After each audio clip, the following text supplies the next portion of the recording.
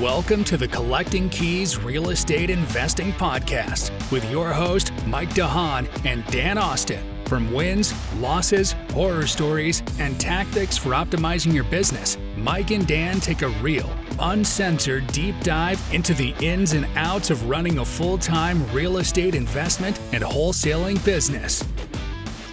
What's going on, everybody? Welcome to episode 10 of the Collecting Keys Real Estate Investing Podcast. This is take two. We had an error with the first recording of this, so we're going to redo a couple days later. But it's okay because I felt like we were a little bit rushed the first time, so I think we'll be, it'll come out a little bit better. We're Collecting Keys Real Estate Podcast. My name is Mike DeHaan. I'm here with my business partner Dan Austin. We run a real estate investing wholesaling business up in the Pacific Northwest, and we are diving into the actual roots of running this business. We do everything from rental properties, Airbnbs, wholesales, flips, you name it. We've kind of touched all of it. And we're almost good at some of it too. Almost depending on the day. Yeah. Definitely the not specializing in anything, but sort of jack of all trades, which honestly though, I would say that one thing we are good at though is creating opportunities from stuff that people write off. Sure. Because we've had so many killer deals that have turned out to be awesome, but they're just not, like bread and butter, doing wacky shit like cutting in staircases and, like what else have we done? Like finishing basements, removing walls, like expanding living areas, eliminating bedrooms. Some people would say is like blasphemous, but we've done that to basically make a layout that much more appealing as like a rental. Garage conversions. We've done a lot of weird stuff, but it's not weird when you look at the dollars and cents of everything. Yeah, exactly. Well, at the core of it, especially if you're buying stuff at a discount and you're trying to, burr a property, buy, rehab, rent, refinance, repeat. In order for that to work, you need to increase the value of the property as much as you can. Mm-hmm. And this is one of the biggest issues I think a lot of people struggle is, they look at like traditional, sort of like the traditional viewpoint of like what a flip is, where you buy a shitty property, you make the kitchen look good, you make the bathrooms modern, whatever. And it's like, that's going to increase your value for sure. But, a lot of the houses that we buy aren't that bad. Right. Yeah. You can buy it and you put in some granite countertops, but it's not going to increase the value as much as increasing the square footage. No. Yeah. And it's learning where to spend your money. That's always what people talk about. Like, where do you spend the money? And they say kitchen sell. But when you're doing it from an investment standpoint, that's not necessarily the value add you always need to do. Right. Yeah.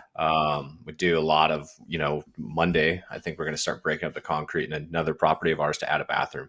And that's solely from a comp standpoint, right? Add the square footage, finish the basement. In our market, we have quite a few houses that were built in the 50s. And they didn't have finished basements, but they were ready to go. Mm-hmm. Exactly. Well, and with our model too, with our focus being on these rental properties and being able to increase the value for ourselves, what that process looks like when you're exiting. I guess you're trying to pull your cash out. The appraiser goes and looks at the actual value, right? And it's going to come down to cost per square footage of the nearby properties. They will then take that cost per square footage, multiply it by your square footage, and give you the value of the property. Versus like when you're selling it on the market, realistically, what an appraiser is going to do is they're going to say like, oh, what's your purchase price? Yeah, sure. It's going to be right on the money.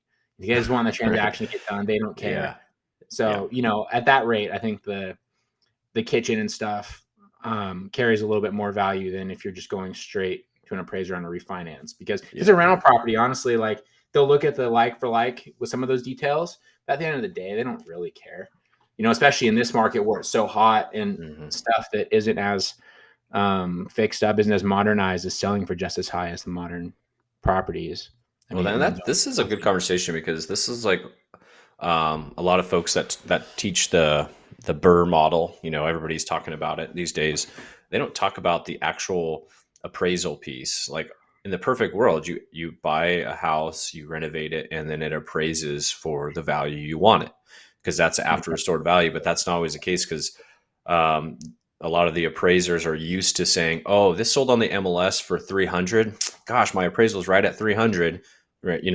I've had appraisers knock off, $5,000 because I covered up a fireplace because it was crappy. I didn't want to really do anything with it. So we drywalled over it. And it's like, well, that's 5,000 off. It's like, whoa, wait, okay. So then you start looking at what does matter. Garages do add, that's a checkbox on their little, machine that they, put all this stuff into. But then you have to look at what is the price per square foot going for right now versus losing some percentage for not having a garage. And if the price per square foot's higher, then you're going to go that way. Other things that matter is like for us, especially, you got to realize when you're buying off market, the appraiser has to work harder because they don't know necessarily. They're used to saying, oh, it sold for this 6 months ago. Why the heck is it worth $200,000 more now? Why do you think so?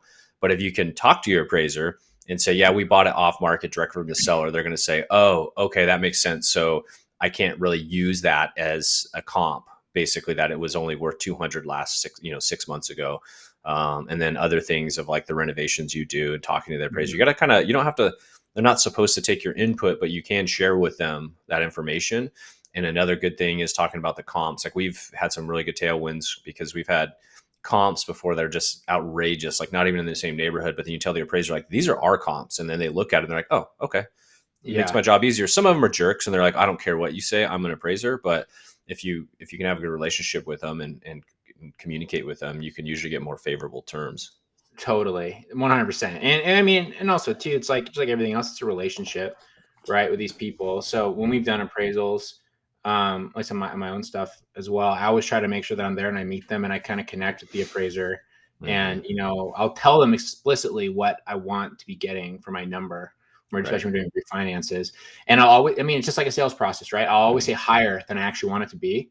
So that way when it comes, when they're like, well, I can't quite give you that, but they like, they want to appease me. Yeah. Because we had a good connection and they give me that number that's a little bit lower. It's like, perfect. That's actually what I was okay with. Yeah, exactly. It is. You're right. It's like you got to anchor them high. Yeah. Exactly. But you do enough deals in town, like you start seeing the same appraisers around. We're kind of in an appraisal crisis right now because there's just not enough appraisers around. But you start kind of building relationships and knowing who they are, and they kind of get used to it. They're like, okay, I get it. Yep, these guys do know what they're doing. So if they say something, it's more of a fact than just a BS thing.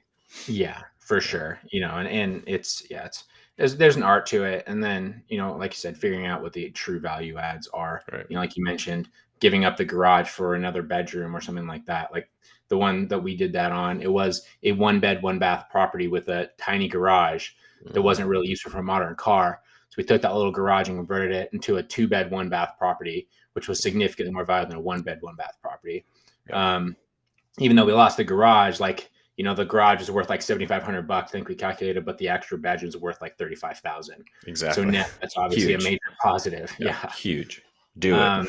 Yeah, exactly. And then now we have another property we're looking to do exactly the same thing. It's currently a 2-1 that we're going to be turning into. Maybe we haven't totally finalized this into a 3-2. 3-2. Yeah. It's like a little closet that could pretty easily be turned into a bathroom, it seems like. Yep. And from functionality, if the garage is junk, like, don't worry about it. You know what I mean? And we live in a climate where there's snow, and obviously a garage is preferable. But on the house you're talking about, which is our next Airbnb, is the garage, you can't park anything in it except for a small ladybug. Is that what they're called? Or a slug bug, whatever the heck they call them. Volkswagen. A Volkswagen bug. Yeah. We owned a bright, like mint green slug bug that she parked in there. Probably the only car that would fit in there besides maybe like a Fiat. A motorcycle. Yeah. Exactly. That's where the money's made. And it's funny because so many people don't necessarily want to do those items because they're, a little bit trickier and a little bit more costly than just, ripping out a kitchen and updating it. But that's where we make almost all of our money. Yeah. And then that allows us to refinance out pretty much everything. So a lot of our properties, we have just a tiny bit of cash in them, if any at all. Right. Yeah, exactly. And if you can do those numbers and have those kind of, like, we know what it's going to cost to add a bathroom and a basement on, it's not like we're just doing this willy-nilly. We've done it before several times. And so we kind of know our costs and we know what buildings we can do it to. You don't want to try to do that on a building that it's just not a good idea to do it on, low ceilings and rock foundations or something weird like that. But if it was built in 1950s and after, it's a slam dunk. Just the way they set up the plumbing and all that sort of stuff. The construction standards are standardized, and you just kind of know. And so just the process, it's go get a sewer guy to scope it and paint on the ground where the sewer line goes, and that tells you where you put your bathroom. Yeah. Honestly, exactly. And then you break it up concrete. That's just manual labor, and concrete's cheap to fill back in the hole. And then just the plumbing expense is probably the most expensive because everything else is 2x4s and drywall. Yeah. Yeah, exactly. So, it's all repeatable. It's all the same thing after a while. Yep. But, yeah. Speaking of processes, I know you had a really great experience with our first Airbnb. Yeah. First Airbnb went live last Friday. Figuring out that process a little bit. You know, which involves, we learned pre-screening the potential renters, not just necessarily accepting everybody. Even that, I don't know if that works because they had good reviews, but they did, yeah. Actually. So I'll start with, it was our first ever Airbnb went live, and we were pretty stoked because we went live and like pretty much was like a week ago, and pretty much every day was booked for the month minus like some midweek stuff. But our first guest was all week, Monday through Friday. And she said in her message, when she booked it, that, we're a military family. We're just looking to stay here for a bit before we head out of town. I was like, okay, like husband, wife, kids, that's fine. And then everything was going fine. They checked in, no questions. And then checkout was Friday at 10 a.m. And our cleaners showed up and basically said, there's a dog in the house and people still here. Like, oh my gosh. So I like messaged the guest and nothing, no answer. And so I'm like, okay, crap, I'm gonna have to show up. Anyhow, so I show up and there's a dog, like a big dog, and the house is trash. Like I'm just looking through the windows because I didn't want to bust in on him. But I'm like knocking on the door, no answer. I call the lady and tell her, I'm like, hey, it's 12:15. Checkout is at 10 a.m. And she's like, oh, really? Like totally nonchalant, like wasn't like, I don't care. She was just totally like, I don't care, like whatever. I was like, well, you need to leave. And she's like, oh, okay, let me call my husband, I guess. So I'm just sitting there waiting, and this guy shows up. He's in a military uniform. We have an Air Force base here in town. And as a previous Army guy, I think, very lowly of the Air Force folks anyways. So, and I could say that. And he has this young kid in an Air Force uniform shows up, runs inside, and he's just in there. And I'm just waiting. So I'm like, I'm not going to leave till these people leave because I just want to make sure, because I want to tell the cleaners to get here right away because we had another guest coming in at 4 p.m. So ideally 6 hours, clean it, do the laundry, all that, blah, blah, blah. So the clock's ticking. And then like some other dude shows up in another, Air Force guy shows a military uniform. He had a sweet mustache, all that sort of stuff. And he comes running in and they're just in there. I don't know what they're doing. And all of a sudden they start coming out of the house, like with boxes and trash bags full of stuff. I'm like, for a second, I'm like, are they like robbing us? Like, what's going on? And then they just like plants, they were pulling out plants, like everything but a fish tank they came out with. Like they had moved into the Airbnb. And I don't know what their plan was, but they moved in. It was the weirdest thing I've ever seen. They were filming a porno in there, dude. They were doing something. They needed their props, like their setup. Yeah, right. It was so weird. And like, it took us so long. It wasn't like, oh, we're in and out in 20 minutes. Like it took them like forever to get it out. And then all of a sudden they come out. Yeah, it's like a huge dog, which of course, like they didn't say they were bringing a dog. And, on Airbnb, it's nice to have a dog and you're supposed to bring a kennel, all that sort of stuff if you're going to do it. But it was just like mind blowing. And then, so I text the cleaners. I'm like, I got to go to another appointment. They took off. I text the cleaners. They're awesome. They showed up like 5 minutes later. So I take off, get home. And the cleaners are like, yeah, so these people left a bunch of stuff here, including like jewelry, like diamond rings and earrings and like weird stuff that I'm like, you don't usually just leave that. And the worst part about it is they've never asked for their stuff back. So I just told them to lock it in the basement cleaning closet. And I should go up there and like, I don't know, maybe we should make a little extra profit on this stuff. But like, I would have thought they would have messaged me like, hey, by the way, we left a bunch of stuff there. I mean, I think we need to reach out to them and see if they want it. But if not, what's the appropriate amount of time to wait before we start? I don't know. Yeah, seriously. Like, just like, who does that? Like that for our first guest, right? Like that is, my expectations at Airbnb were a little different than that. Yeah. So the second one we've had since seemed good though. Yeah, the second guy, and I messaged the second guy like, hey, just this happened. He's like, oh, no worry. He's like, we're not even gonna get in until late. So I was like, sweet. So we had plenty of time to get it set and ready to go. Although the cleaners did leave the towels in the dryer, I think they, or something like that. They didn't take them out. Cause I told them, I was like, don't wash it. Just throw it all in the cleaner's closet and we'll come around the next time and do all the laundry. And so the dude actually like folded it all. Like the next guest, he's like, yeah, so I folded all the laundry that was in there. I was like, man, what a nice guy. Like, what a nice guy. Like, polar opposite guest. And I was like, thanks, buddy. Which I think that'll be most people. I mean, I don't know. Yeah. Like, I've gone to stay in Airbnbs and been pretty rowdy, but tell you what, you'd never know by the time we left. It's always spotless. Right. That's nice to do, right? You don't want to trash someone's house. Yeah, exactly. That's so weird with the first one. Like, they're military. Were they like traveling somewhere, like passing through? But at the same time, why would they have stayed there for 5 days? Why would they have moved their entire life savings of belongings in? Yeah, well, that's what I'm thinking. Maybe they were moving, right? They didn't want to like leave it in the car. And maybe we do have a car theft, car break-in issue in Spokane. Yeah. So you leave like all your bags and stuff in there. People walk around that neighborhood, and like it's not unheard of to think someone's smashing your window and stealing your stuff. They were totally like, I do not want somebody stealing my potted plants. Better bring those inside. That's the one. Those would die. Those make more sense than like the boxes. Come on. Oh man. It's fascinating. Yeah, it was interesting, but we got over it. We're good. We're on the mend now. So yeah. No, it'll be cool to see how it goes. I mean, our first response to it, I was pretty excited about. Because I mean, we got booked up, and we already have bookings out. There's a couple in January, a couple in February. March holidays are booked. We have some in March even. Yeah, and that's where like pricing comes in too. Like we got to pay attention because there's a lot of local events. Like one of them that dinged was like, oh, we're coming in town for the high school basketball tournament. So every year they have a state tournament in Spokane.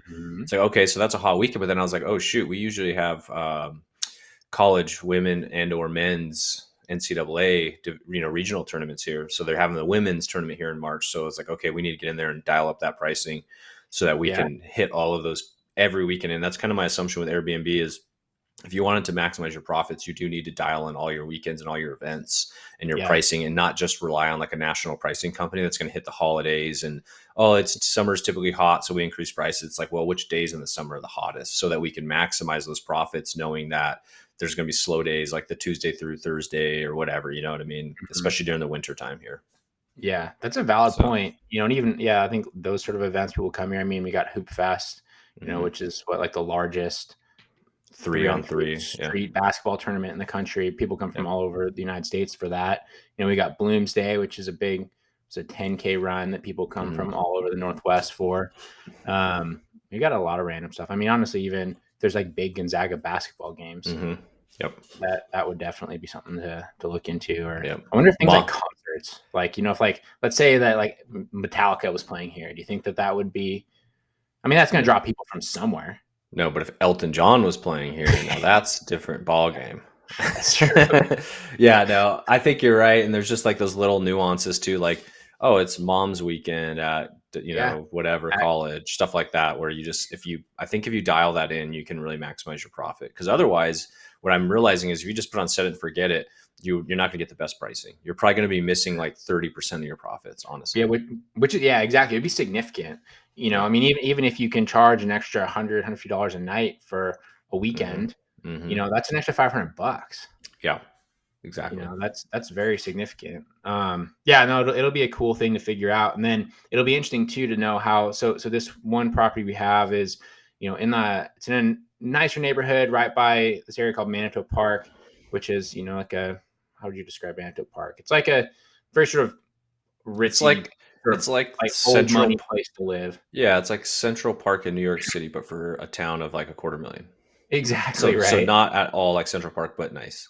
Yeah, right. Yeah, nice. But it's nice, and it's close to everything, and it's like a place that professionals and stuff would want to stay, or like close to hospitals, close to the downtown core.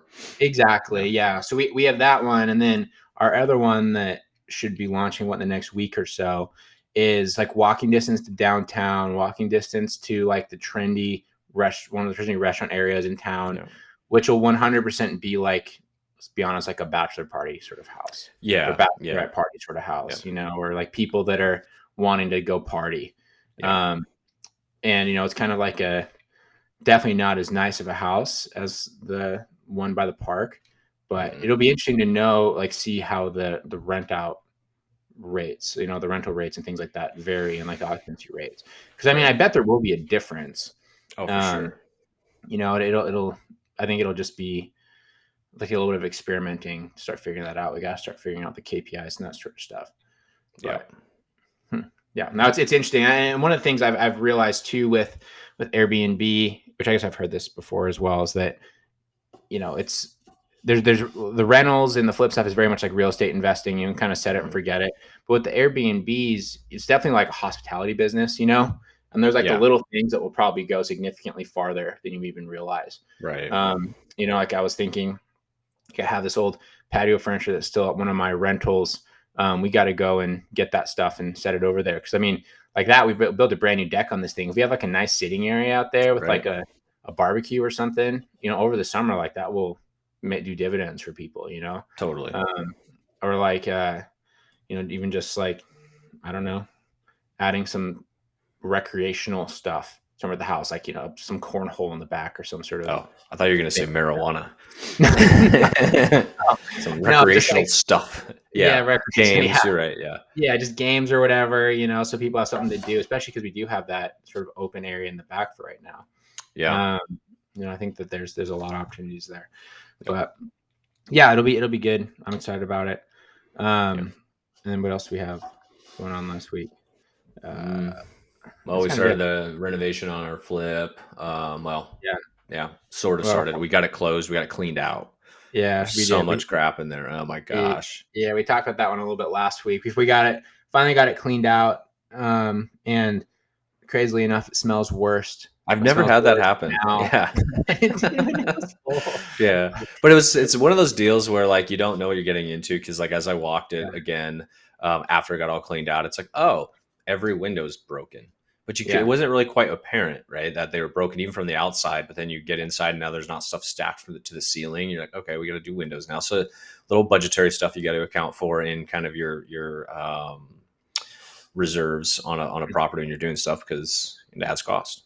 Yeah, exactly. Little stuff that you just know is going to happen. For sure.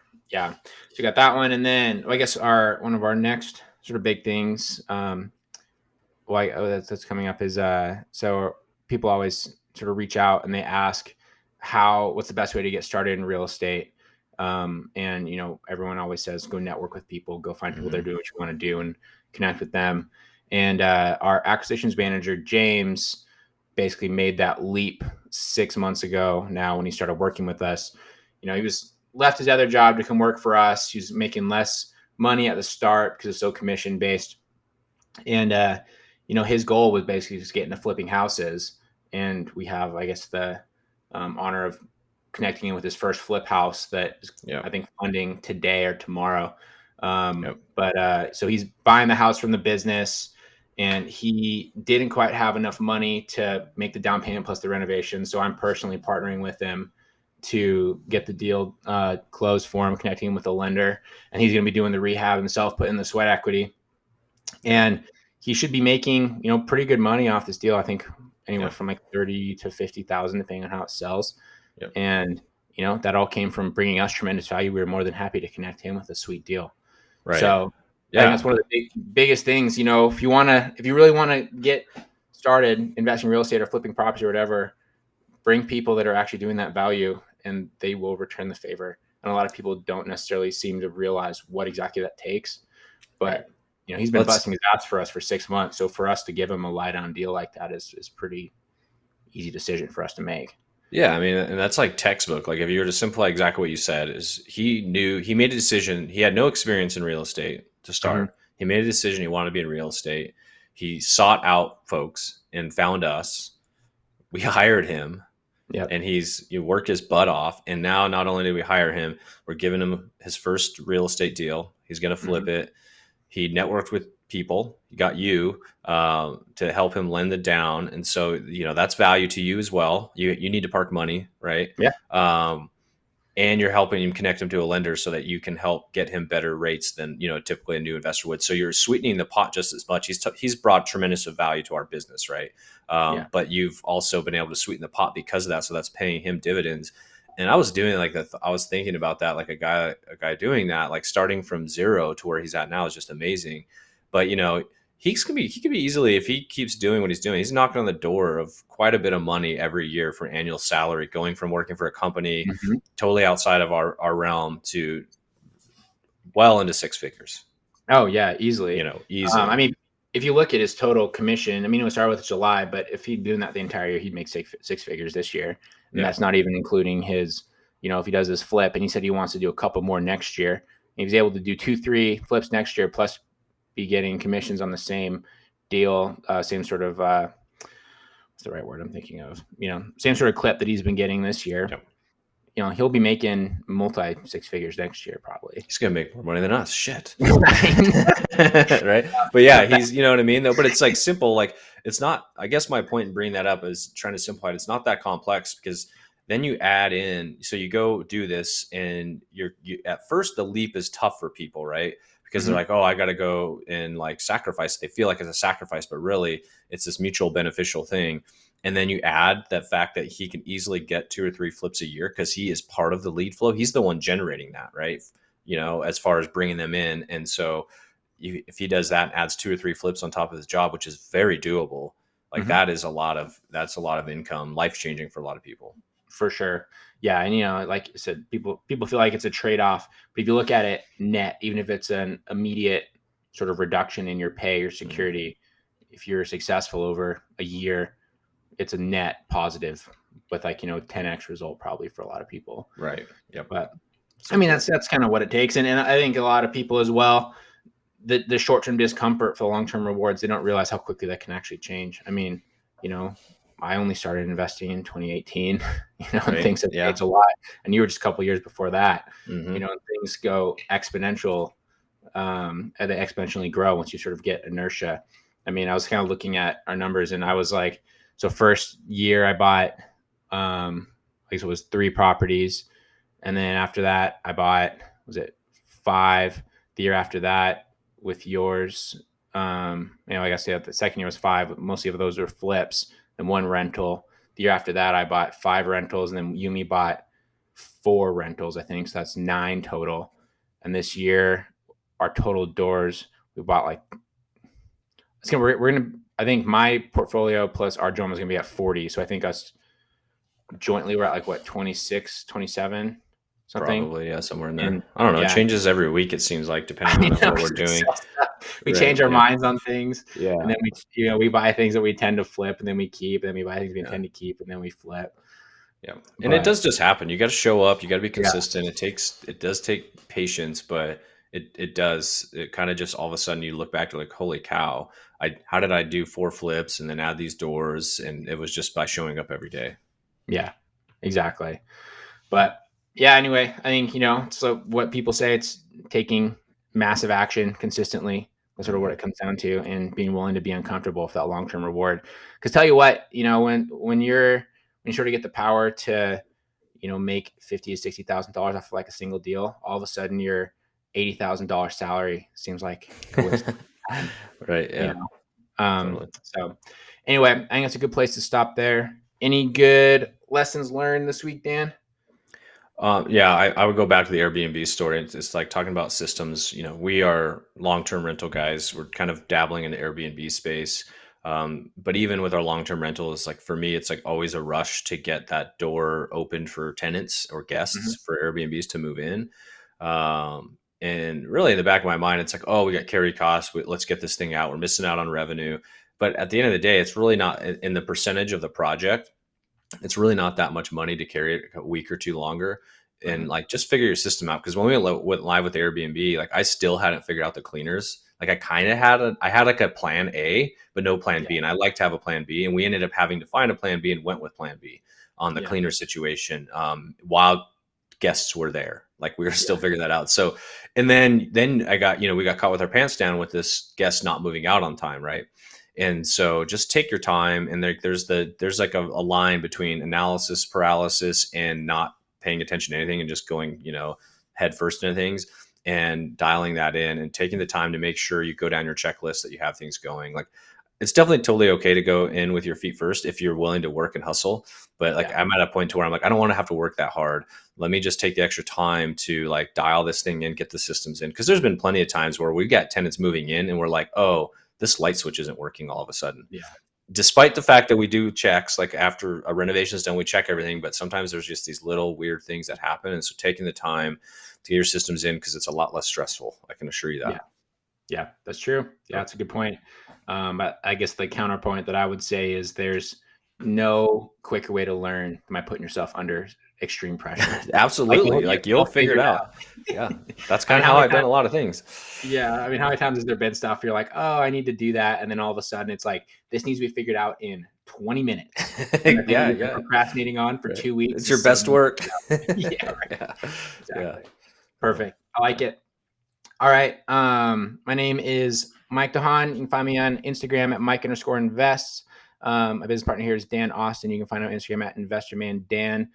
Go ahead and give us a follow on Instagram and like and subscribe to our podcast here. We would appreciate it. And give us some 5-star reviews. If you have things that aren't 5-star to say, shoot me a DM instead. I would appreciate that. Right. And then our website is going to be going live here, collectingkeyspodcast.com.